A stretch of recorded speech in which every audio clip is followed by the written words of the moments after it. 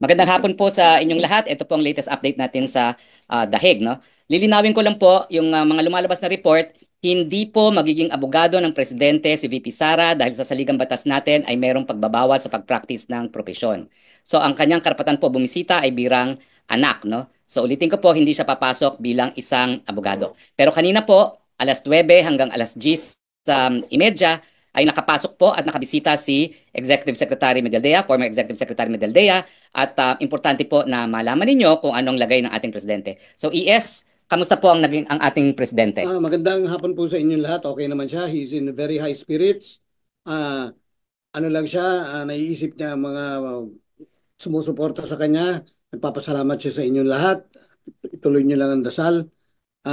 Isa sa medyo namimiss niya yung kanyang usual na kinakain, yung tuyo, yung munggo, at higit sa lahat, yung piniritong saging. Yun ang nawawala sa kanya. Other than that, he's okay. Pagdasal, keep on praying for him. Maraming salamat po. Gano'ng katagal po yung bisita ninyo? Siguro effectively mga 1 oras lang. Kasi maraming protocol na pagpasok, pero sumusunod tayo sa proseso nila. Oh, ano naman pong itsura ni Presidente Maganda naman ang Duterte? itsura niya. Medyo nakahabol na ng konting tulog. Yun, okay naman. Meron ba po siyang mensahe para sa mga nagmamahal sa kanya dito sa buong mundo? Tinanong ko siya niyan. Sabi niya, mahal, mahal na mahal ko kayong lahat. At maraming maraming salamat sa lahat ng suporta na binibigay ninyo sa akin at sa aking pamilya. Okay. So, maraming salamat ES ha. Si ES po ay nagmamadali, nasa baba ng kanyang sundo. We will give you the latest update pag meron naman po. Maraming salamat po. From The Hague, Harry Roque po, your spokes. Bye-bye. Si VP Sara, and today at 9 o'clock, si Executive Secretary Medaldea rin, former Secretary Medaldea, no? So ako, I can only rely on what VP Sara has said, no? VP Sara said na okay naman daw si Presidente, medyo nung time na binisita niya, hapon na, isang meal pa lang ang sinerve sa kanya, hindi masyado nakain ni Presidente ang Dutch food. Pero pinaghandaan na raw siya ng kanin, okay? Now, let me tell you about the detention facility. Kahapon kasi, I had lunch with the Dutch National. Itong detention facility po is not exclusively for the ICC. It is an international detention facility being run by the Dutch government. And in fairness, they refer to it as the Hilton Prison. Kasi wala siyang rehas. It's a compound. It's like a dorm, I guess. No, walang rehas. They're free to move about. And quality of food naman is hindi masama. Kaya lang daw, syempre, it's Dutch food. No? And they have accommodated President Duterte's preference for rice. So, ang tawag po dito sa Europe ng detention facility being run by the Dutch government, but it's an international detention facility na merong particular wing reserved for the ICC is Hilton Prison. Pero I also need to underscore this, no? Siya po ngayon ay nandun sa, kumbaga, parang clinic ng facility na yon, no? Dahil he is still being monitored, no? Ang problema nga kasi, nagkulang siya ng gamot talaga. And although alam ng mga doktor ang gamot doon, ang aking huling narinig is they are providing him with substitute medicine. Kaya nga po kagabi, nag-deliver kami ng totoong medicine niya with letter and prescription para makita nila na hindi na dapat substitute medicine ang bigay kung hindi yung talagang mga gamot na ni Presidente. Secretary, na siya ay... Isa lang. Secretary, okay, ano ang chance? Can you please raise your hand? Raise your hand. Henry, you have the floor. Go. Yes, Secretary. Ano ang tsansa na siya ay mapauwi ng maaga at yung binabanggit ninyong motion, kasama ba na ma-dismiss ang kanyang kaso considering the fact dun sa sinasabi ninyo na illegal ang pagkahuli sa kanya at hindi siya nabigyan ng due process? Again, no, dahil I'm working with another lawyer, at least one other lawyer actively, it would be improper for me to say something without conferring with him. Pero nakapagsalita naman ako na hindi tayo uuwi na hindi kasama ang Presidente Duterte. So let's just say that our prayers is that he will be released at the soonest time possible and we will take all steps necessary para mapauwi siya sa lalong mabilis na panahon. Now, siguro naman, I'm not in breach of confidentiality if I will tell you, malinaw yung proseso sa Article 59 ng International Criminal Court Rome Statute. At malinaw na hindi yan nasunod. So ang mangyayari ngayon ng issue, sapat ba yon para mawala ang jurisdiction ng hukuman? Yan ay pagdidesisyonan ng hukuman kasi hindi naman nila talagang po pwedeng ipilit na naiharap siya sa isang lokal na hukuman. Okay? May mga nagsasabi na baka pwedeng mag-petition na i-house arrest na lang sa kanya o interim arrest. Pwede ba yun? Again, as I said, hindi na po, well, of course, ang interim arrest, hindi natin hindi natin palalampasin yan. But other than yan ay karapatang hingi ng isang akusado sa ICC, wala muna po na akong sasabihin dahil it would be unprofessional of me to speak without having conferred with my co-counsels. Okay? Thank you, Yan. Secretary. Yan. Okay, go. Next, si Jason Alright, Rodriguez. Jason Jason Rodriguez has the floor. Press lang tayo, attorney, sana mag-mute. Yung iba hindi. Please mute everyone. Everyone mute para isa-isa naman kayo Kasama sa i-recognize. estratehiya nila yung Everyone mute. Henry, pakimute. Radyo po eh. Detalye, hihilingin na mapauwi ng maaga. Henry, mute ka. There you go. Yan. Okay, next. Jason. Yes, attorney. First question po, may I ask po kung ano yung reaction ni Vice President Sara Duterte sa overwhelming support Ano ka? Hindi ka malinaw. Hindi ka malinaw, Jason. ng Pilipinas at maging yung mga OFWs ay nagpahayag. Type na lang niya po sa chat. Type na lang yung Jason, ano. garbled ka. Hindi kita maintindihan. Okay? Pakis-type na lang yung question mo. Next, sinong nakataas ng kamay? Sir, ako po. Andy sa Sino? GMA. Andy Peñaperta, sir, sa GMA News Online, Go sir. ahead, Andy. Sir, I have two questions, sir. Nung nakita po natin si VP Sara, nirelay po niya ang message ni dating Pangulong Duterte. Ang sinabi po sa kanya ni dating Pangulo, there will be a day of reckoning. Na-explain po ba sa inyo ni dating Pangulo ang ibig sabihin niya na to, a day of reckoning? And second question po, sir, bilang counsel po ni dating Pangulong Duterte, mabibigyan din po ba kayo ng information kung meron pong mga warrants na lalabas kay Senator De La Rosa, kay former PNP Chief Albayalde, tsaka na sa iba pong mga linked sa killings? If yes, meron po bang warrants na may issue? Okay. Unang-una, lilinawin ko sa inyo to ha. Sa mga abogado, tumataas ang balahibo namin pag tinatawag nyo na kaming legal counsel sa ICC. Ako, I can say I'm legal counsel for the President kasi I have given advice to the President on ICC matters. But I have not yet been officially recognized by the court as counsel. Kaya nga, medyo ingat-ingat lang tayo. But ako, walang doubts. I can claim to be counsel dahil talaga nung consistently ina-advise ko si Presidente even before, years ago pa, on ICC matters. No? Pero lilinawin ko po, hindi pa approved ng hukuman. Hindi pa kinikilala kami ng hukuman. Si Secretary Medialdea pa lang ang kinikilala. No? Pangalawa po is, syempre po, wala pa akong access kay Presidente. So hindi ko po alam kung anong exactly ang ibig sabihin niya. Pero tingin ko naman, using common meaning of every there will be a time of reckoning, yun pong common meaning po nun is magkakaroon din ng paghuhusga sa mga pangyayari ngayon. Okay? Tinranslate ko lang siya kung ano yung there is a time for reckoning. Okay? Question ho? Oo. Kayo po ay binabanggit po ninyo na nagpasok kayo ng medicines. Ano po ba yung sakit ng dating Okay, Pangulo? again, hindi po ako nagpasok. Iniwan po namin sa prison facility. Okay. Hindi po ako nakapasok. Okay?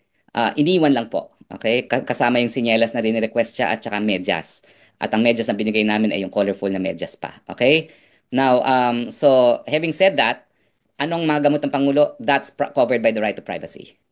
Okay? He may be president, but he doesn't have to broadcast to the world his medical condition. That's considered absolutely private information. But he has been deemed as fit by the doctors inside, no? So hindi naman po serious. I'm sorry, again, you're not precise. He was deemed fit to appear. But it was also deemed fit that he will only appear by video. Malinaw po yun. Malinaw po yun. Kaya nga hindi na siya pina-appear. Okay?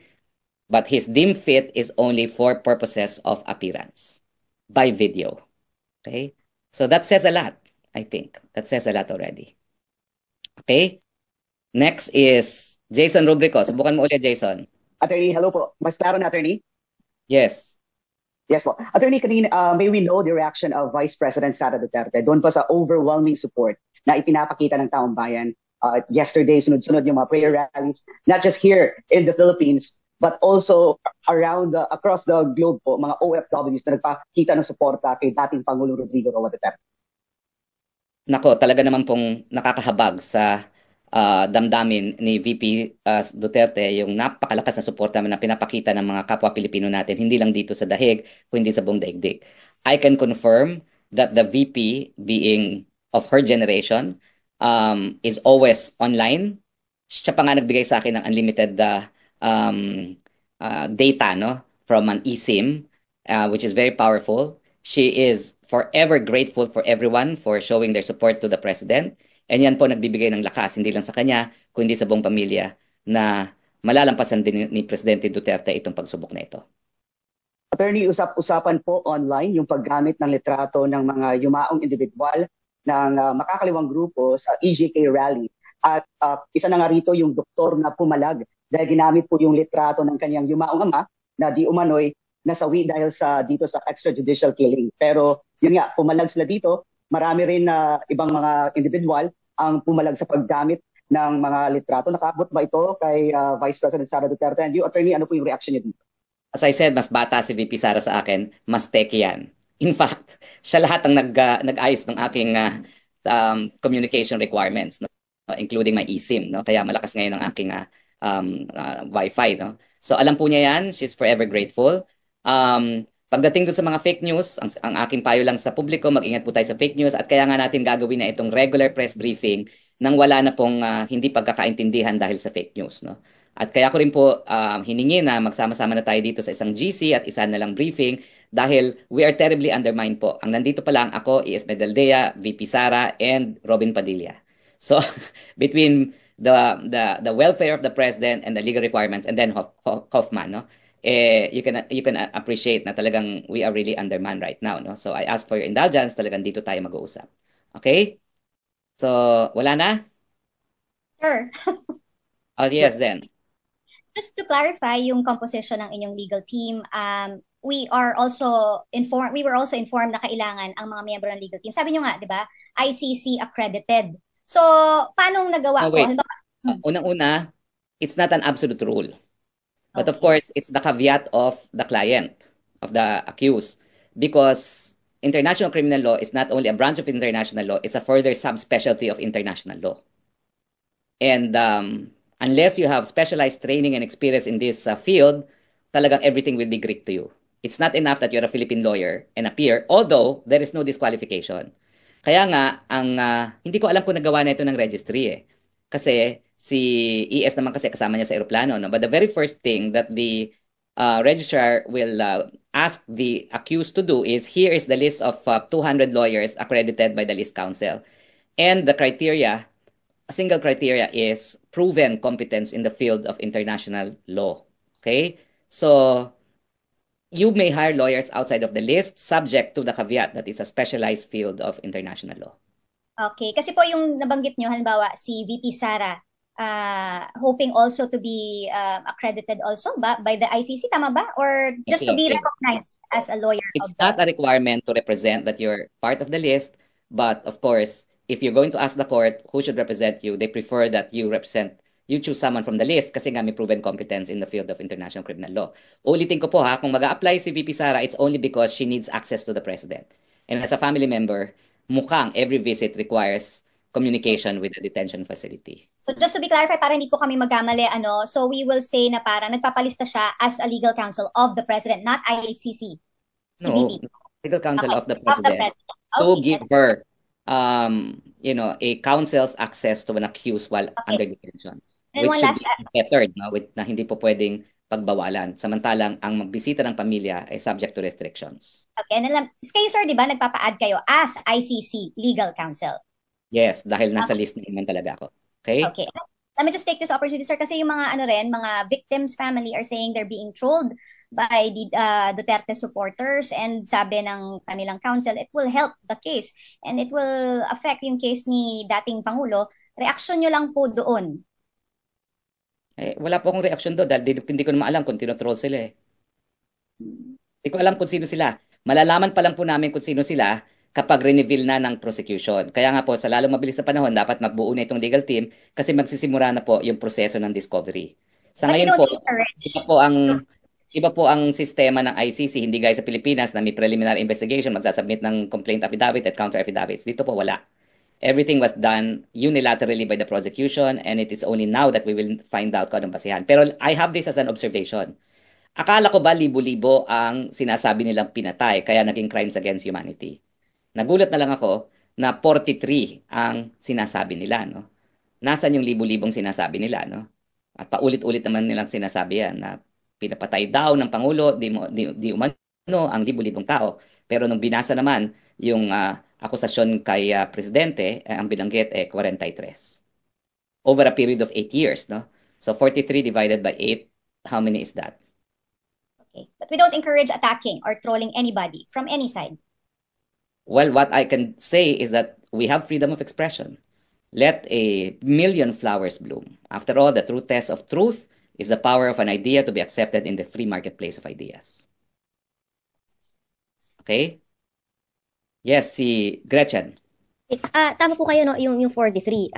But the lawyers are saying that this is a representative sample, and also when it comes to the war on drugs involving law enforcement, mahirap mag-build ng case. So dahil na rin yung mismong police ang involved dun sa collecting of evidence. So hindi naman sa no, pero yung 43 hindi po ba ganoon naman talaga sa korte na pipili lang talaga ng mga strongest cases to present before the chamber? You know, I'm speaking as an academic and as a lawyer, not as counsel. Crimes against humanity, widespread and systematic attack against civilian populations, knowing that it is being directed by civilian populations. Next is the propaganda of the complainants. Libo-libo raw sila. Pero ba ngayon, lumalabas 43. I leave it at that. It speaks for itself. Pwede ko po itanong lang din itong sa Rome Statute Article 59 po na nabanggit ninyo. Doon sa press con po natin sa labas, you also mentioned a South African case. Pwede Yes. po bang malaman kung anong case po yun? Yung tinitingnan po ninyo. Ibrahim versus Minister. A decision of the Constitutional Court of South Africa. Ano po nangyari Ibrahim doon? versus Minister. Merong isang apartheid leader, kinidnap nila sa ibang bansa, dinala sa South Africa. Ang tanong, yung pangingidnap ba, dapat bang maging dahilan na mawalan ng jurisdiction ang hukuman? Ang sagot ng South Africa Constitutional Court, yes, because you cannot right a wrong by committing another wrong. And that the legality of the arrest by which jurisdiction was acquired over the person of the accused should be reason enough to divest the court of jurisdiction to continue hearing the case. Okay. Ibrahim versus Minister. Final question po, no? Dito po sa mga visitation rights ng dating Pangulo, sino-sino po yung allowed? At si Senator Robin Padilla, ano po yung kanyang grounds? Kasi hindi po siya official family member. Siya po ay presidente ng PDP Laban at nasa gitna po tayo ngayon ng isang halalan. Kaya po talaga siya naririto, hihingi siya ng instruction kay presidente kung anong gagawin sa kampanya ng PDP Laban. And I think that's a valid reason for him to be allowed to see the president, being the chairman of PDP Laban. Siyempre, ang mensahe naman ng presidente, vote straight PDP Laban. Sir, just a clarification. Yes. Okay na po, sir. Sir, just a clarification dun sa qualification. Sir, si Maris. Maris, okay, Maris. Okay, Sir, si Maris. Just a clarification, enlighten us, especially me as a layman. Sir, kapag halimbawa magre-represent kayo sa presidente sa ICC, you don't need any additional license. As long as you have the expertise on international law, that would be enough as a qualification to represent the former president. That's not accurate. Okay, You can not enlighten know us, sir. anything about international law, and you can still represent the president if you're a member of a bar. Pero how will you know what they're talking about if you're completely clueless about international law? So it's not a bar. It's just that the registry maintains the list kasi nga proven competence in international law ang requirement to be in the list, no?